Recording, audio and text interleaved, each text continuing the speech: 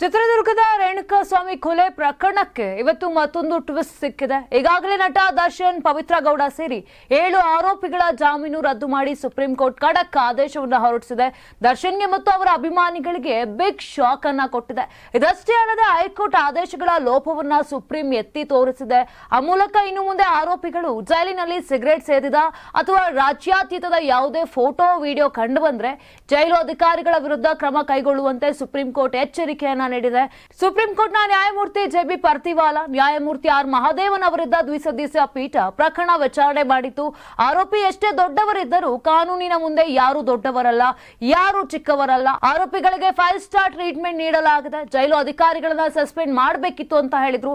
ಇನ್ನು ಮುಂದೆ ಜೈಲುಗಳಲ್ಲಿ ರಾಜ್ಯಾತೀತದ ಯಾವುದೇ ಫೋಟೋ ಅಥವಾ ವಿಡಿಯೋ ಕಂಡು ಬಂದ್ರೆ ಆರೋಪಿ ಜೈಲಿನ ಲಾನ್ ನಲ್ಲಿ ಕುಳಿತು ಸಿಗರೇಟ್ ಸೇದಿದ್ರೆ ಜೈಲು ಅಧಿಕಾರಿಗಳ ವಿರುದ್ಧ ಕ್ರಮ ಕೈಗೊಳ್ಳಲಾಗುವುದು. ಇದು ಲ್ಯಾಂಡ್ ಮಾರ್ಕ್ ತೀರ್ಪು.